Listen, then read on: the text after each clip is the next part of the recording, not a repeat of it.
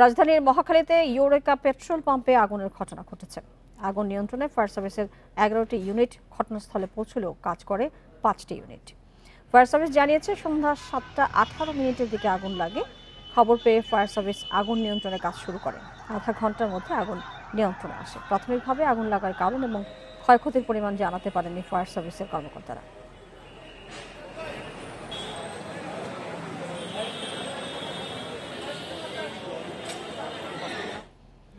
এ নিয়ে আরো জানাতে সেখান থেকে যোগ দিচ্ছেন সহকর্মী মামুনুর রহমান। মামুন, আগুন তো নিয়ন্ত্রণে চলে এসেছে, যেটি জানতে চাই ক্ষয়ক্ষতি কি পরিমাণ হয়েছে এবং কি কারণে আগুন লেগেছে সেটি বিষয়ে ফায়ার সার্ভিস কোনো বক্তব্য দিয়েছে কিনা?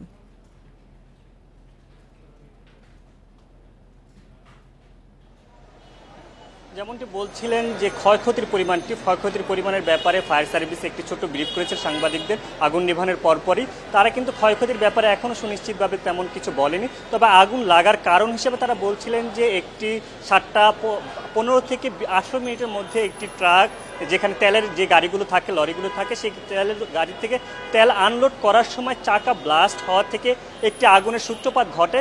এখানে যারা প্রত্যক্ষদর্শী ছিলেন তারাও কিন্তু একই রকমের তথ্য দিয়েছেন। তারা বলছিলেন যে তেল আনলোডের সময় কিন্তু আগুনের সূত্রপাতটি ঘটার ফলে কিন্তু আগুনের ব্যাপকতা বেশ বৃদ্ধি পাওয়ার পরপরে কিন্তু ফায়ার সার্ভিসের 11টি ইউনিট ফায়ার স্টেশন থেকে রওনা দিল। 6টি ইউনিট কিন্তু আগুন নেভানোর কাজে তারা প্রায় 30 মিনিটের চেষ্টায় কিন্তু আগুন নিয়ন্ত্রণে সক্ষম হয়। তবে তারা একটি বিষয় তুলে ধরেছিলেন যে আগুন নিয়ন্ত্রণে তাদের যানজটের একটি বেগ পেতে হয়েছে, তাছাড়া উৎসুক জনতারও কিন্তু একটা বেগ পেতে হয়েছে।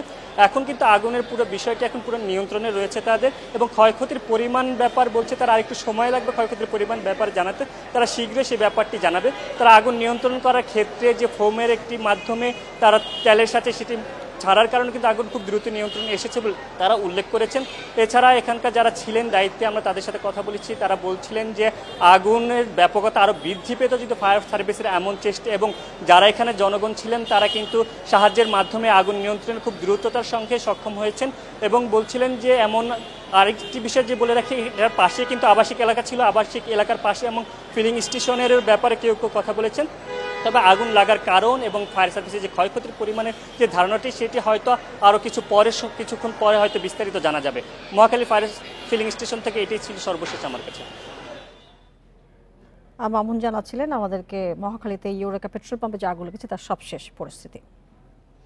দেশকে মৌলবাদ ও চরমপন্থার অভয়ারণ্য করা যাবে না বলে হুঁশিয়ারি দিয়েছেন বিএনপির ভারপ্রাপ্ত চেয়ারম্যান তারেক রহমান।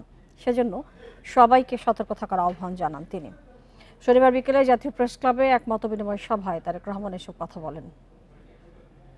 আমরা আপনার কথা জাতীয় কবিতা পরিষদের সঙ্গে মতবিনিময় করেছেন বিএনপির ভারপ্রাপ্ত চেয়ারম্যান তারেক রহমান।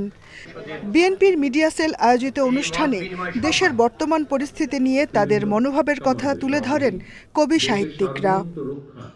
হাসিনার পতনের পরে জাতীয় কবিতা পরিষদ যে রাষ্ট্র পুনর্গঠনে একটি ফ্যাসিবাদ, স্বৈরাচার মুক্ত, গণতান্ত্রিক, অসাম্প্রদায়িক বাংলাদেশ প্রতিষ্ঠার জন্য আমরা রাজনৈতিক দলগুলোর ভেতরে একটি ঐক্যবদ্ধ শক্তি তৈরি করার উদ্যোগ গ্রহণ করেছি।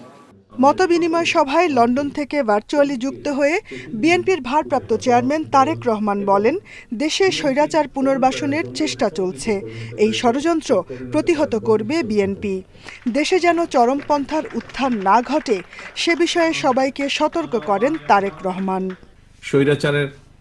স্বৈরাচারকে বাংলাদেশের মানুষ কিছুদিন আগে বিতাড়িত করেছে, সেই স্বৈরাচারের পুনর্জাগরণ প্রতিহত করতে আমরা প্রতিজ্ঞাবদ্ধ আপনাদেরই মতন।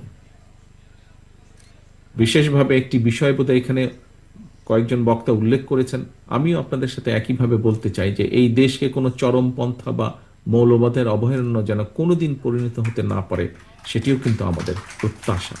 সুষ্ঠু নির্বাচনের মাধ্যমে সরকারের জবাবদিহিতা নিশ্চিত করা সম্ভব বলেও মন্তব্য করেন বিএনপির ভারপ্রাপ্ত chairman. Jahanara Parvin, independent news, Dhaka. ফেব্রুয়ারিতে ভোট না হওয়ার বক্তব্য বিএনপি আমলে নিচ্ছে না বলে জানিয়েছেন দলটির স্থায়ী কমিটির সদস্য নজরুল ইসলাম খান। রোববার প্রধান নির্বাচন কমিশনারের সঙ্গে দেখা করার পর সাংবাদিকদের প্রশ্নে আরও জানান, সমমনা রাজনৈতিক দলের সঙ্গে আসছে জাতীয় নির্বাচনের আসন ভাগাভাগির আলোচনা শুরু করেনি তার দল। ডিসেম্বরের প্রথমার্ধে ত্রয়োদশ জাতীয় নির্বাচনের তফসিল ঘোষণার কথা জানানোর পর রোববার প্রথম নির্বাচন কমিশনে আসে বিএনপির প্রতিনিধি দল।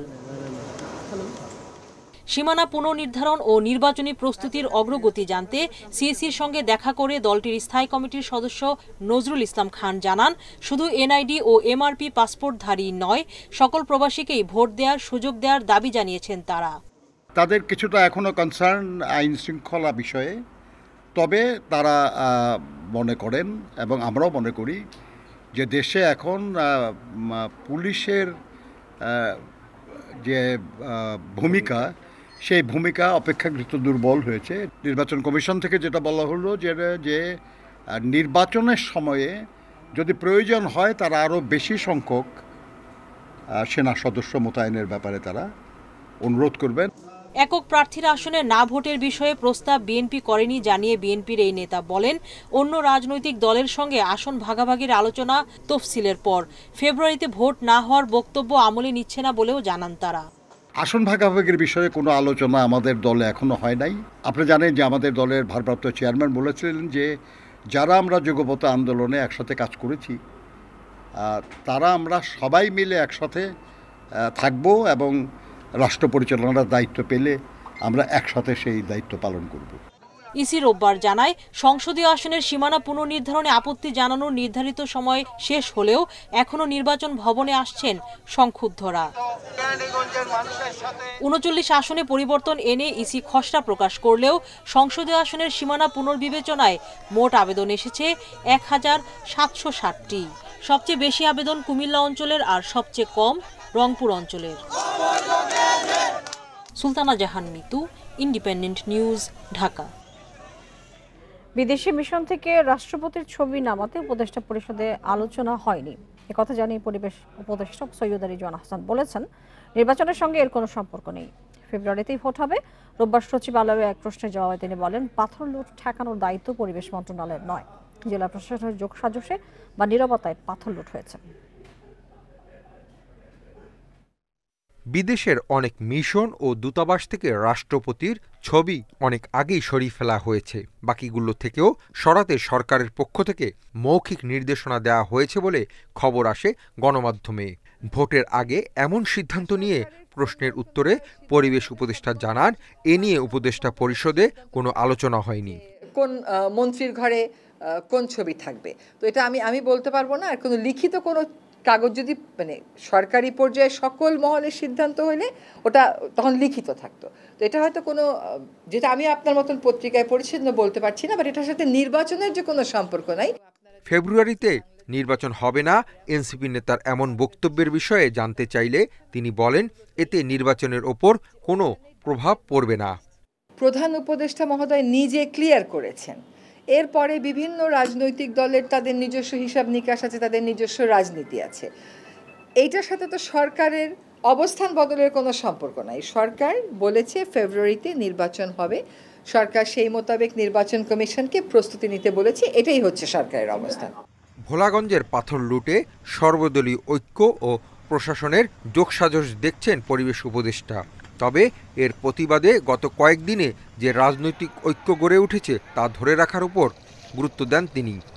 সকল রাজনৈতিক দল এক হয়ে কি করলো, একদম রীতিমতন প্রেশার ক্রিয়েট করা হলো এবং তারা ওইখানে ঘোষণা দিলেন যে তারা পাথর তুলতে দিতে হবে। এইখানে যে ঐক্যটা গড়ে উঠেছে, এই ঐক্যটার বিপরীতে প্রশাসন হয় যোগসাজশ করেছে, নতুবা নীরব থেকেছে, বা দুটোই করেছে।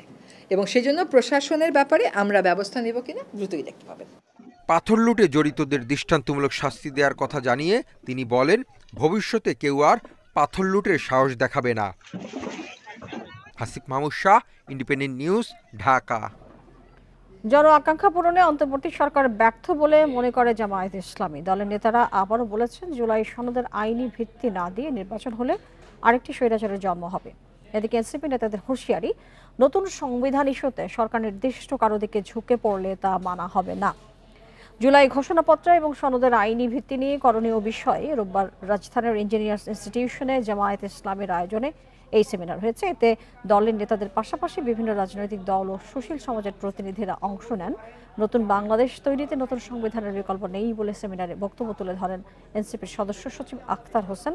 আর জামায়াতের ডাক্তার সৈয়দ আব্দুল্লাহ মাহমুদ তাহেরের অভিযোগ, জনগণ যাদের উপর আস্থা রেখে ক্ষমতায় বসিয়েছে তারাই যাতে প্রত্যাশা পূরণ করতে পারেনি।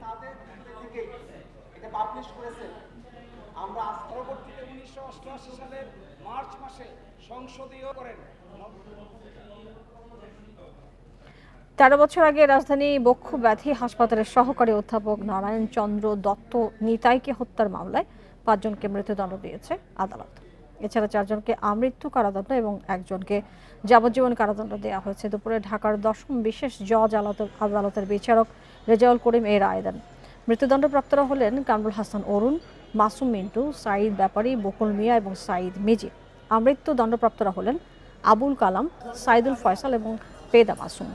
আর যাবজ্জীবন দণ্ড পেয়েছে রফিকুল ইসলাম। রাষ্ট্রপক্ষের আইনজীবী মোয়াজ্জেম হোসেন বলেন, রায় ঘোষণার সময় 10 আসামিকে কারাগার থেকে আদালতে হাজির করা হয়।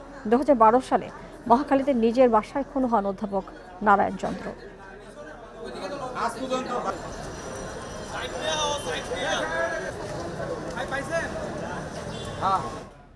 25 আগস্ট রোহিঙ্গা পরিস্থিতি নিয়ে কক্সবাজারে বসছে অংশীজন সংলাপ। বক্তব্য রাখতে পারে প্রধান উপদেষ্টা অধ্যাপক মোহাম্মদ ইউনূস। উচ্চ পর্যায়ের এই সম্মেলনে অংশ নিতে এরই মধ্যে 9 দেশের পররাষ্ট্রমন্ত্রী, রোহিঙ্গা বিষয়ক আন্তর্জাতিক দূত, ঢাকায় বিদেশি মিশন এবং জাতিসংঘ সহ বিভিন্ন সংস্থার প্রতিনিধিদের আমন্ত্রণ জানানো হয়েছে। রোববার বিকেলে পররাষ্ট্র মন্ত্রণালয়ে রোহিঙ্গা বিষয়ক টাস্কফোর্সের সভা শেষে এসব কথা জানান মিয়ানমার অনুবিভাগের মহাপরিচালক মোহাম্মদ কামরুজ্জামান। বলেন, সম্মেলনে রোহিঙ্গা প্রতিনিধি ছাড়াও অংশীজনরা থাকবেন। এ থেকে আসা প্রস্তাবনা 30 সেপ্টেম্বর নিউ ইয়র্কে বাংলাদেশ এবং জাতিসংঘের উদ্যোগে উচ্চ পর্যায়ের সম্মেলন উপস্থাপন করা হবে। এর আগে সকালে ফরেন সার্ভিস একাডেমিতে রোহিঙ্গা ইস্যুতে আগস্ট থেকে ডিসেম্বর পর্যন্ত 4টি সম্মেলনের আয়োজন প্রসঙ্গে বিদেশি কূটনীতিক এবং আন্তর্জাতিক উন্নয়ন সহযোগীদের ব্রিফ করেন জাতীয় নিরাপত্তা উপদেষ্টা খলিলুর রহমান।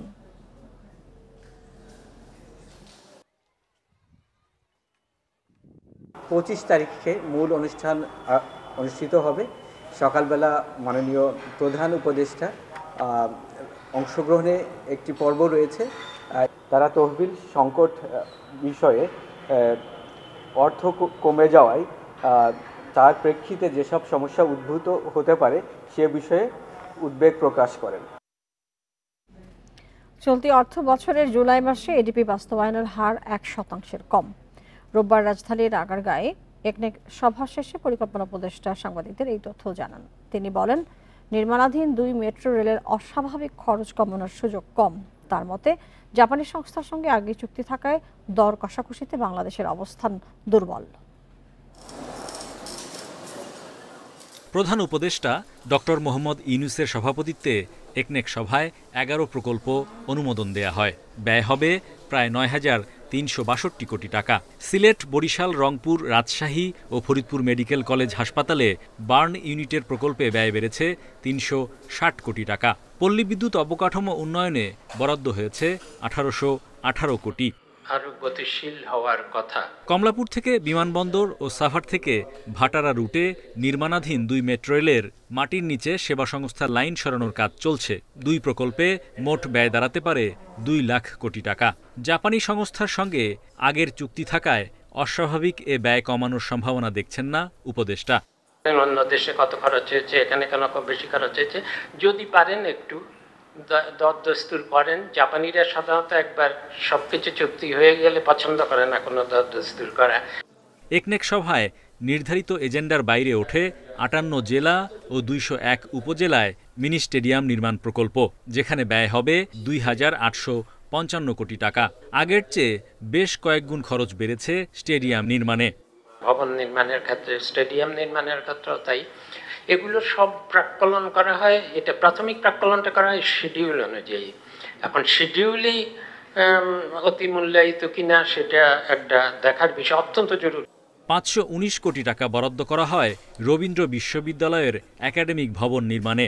চলন বিলের নিচু জমিতে এমন অবকাঠামো নির্মাণের পরিবেশগত প্রভাব পর্যালোচনা ও ছাড়পত্রের শর্ত দিয়েছে একনেক। এখন এটা পরিবেশ মন্ত্রণালয়ে ছাড়পত্রের দরকার হবে এবং আমরা বলেছি দ্রুত যা করা দরকার সেটা করার ব্যবস্থা করা হোক। টেকসই পরিবেশ বান্ধব পানি সরবরাহে ওয়াসার প্রকল্পে তৃতীয়বারের মতো সংশোধন হয়েছে। খরচ বেড়েছে ২,৮২৬ কোটি ৫৫ লাখ টাকা।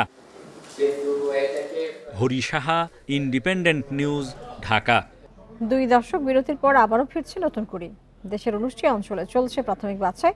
এরপর বিভাগীয় পর্যায় থেকে বিজয়ীরা অংশ নেবে ঢাকায় চূড়ান্ত পর্বে। দুপুরে রাজধানীর রামপুরায় তথ্য উপদেষ্টা মাহফুজ আলম বলেন, 16 বছর ধরে দেশে একদলীয় সাংস্কৃতিক আগ্রাসন ছিল। এবার সব শ্রেণীর অংশগ্রহণ চান তারা। বাংলাদেশ টেলিভিশনে নতুন কুড়ি শুধুমাত্র একটি অনুষ্ঠানই নয়, বরং সাংস্কৃতিক আন্দোলনের অংশ। এ প্রতিযোগিতার মধ্য দিয়ে উঠে এসেছে নামকরা অনেক শিল্পী। 1966 সালে প্রথম শুরু হয় নতুন কুড়ি। মাঝখানে বিরতির পর 1976 সালে আবারও শুরু হয়। একটানা 2005 সাল পর্যন্ত চলার পর আবার বন্ধ। দীর্ঘ অপেক্ষার অবসান এবার আবার বিটিভিতে ফিরছে নতুন কুড়ি। সূচনা সঙ্গীতে কিছুটা পরিবর্তন এলেও মূল প্রতিযোগিতা থাকছে আগের মতোই। রবীন্দ্র, নজরুল সঙ্গীত, অভিনয়, আবৃত্তি সহ 9টি শ্রেণীতে হবে প্রতিযোগিতা।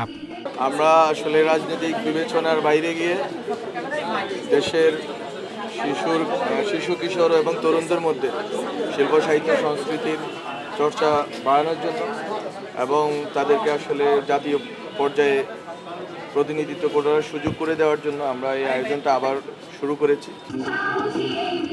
বয়সসীমা 6 থেকে 15 বছর পর্যন্ত। স্বচ্ছতার মাধ্যমে প্রতিভাবানদের স্বীকৃতি দেওয়াই লক্ষ্য, জানান তথ্য উপদেষ্টা। যারা আসবেন তারা দলের ঊর্ধ্বে গিয়ে এবং দলীয় মতাদর্শের ঊর্ধ্বে গিয়ে তারা দেশকে, দেশের মানুষকে রিপ্রেজেন্ট করবেন এবং আমাদের এই যে কিশোর তরুণ আছে এবং এদের যারা একটা অংশ হয়তো অভ্যুত্থানে অংশ নিয়েছে, তারা আসলে দেশকে গড়ার জন্য, নিজেকে বিকশিত করার জন্য, নিজের প্রতিভাকে বিকশিত করার জন্য অংশ নেবেন। বিভাগীয় বাছাই শেষে ঢাকায় হবে ফাইনাল পর্ব 2 থেকে 6 নভেম্বরের মধ্যে। আল আমিন হোসেন, ইন্ডিপেন্ডেন্ট নিউজ, ঢাকা। আর এই ছিল এখনকার বিরতির সংবাদে। ধন্যবাদ সবাইকে সাথে থাকার জন্য।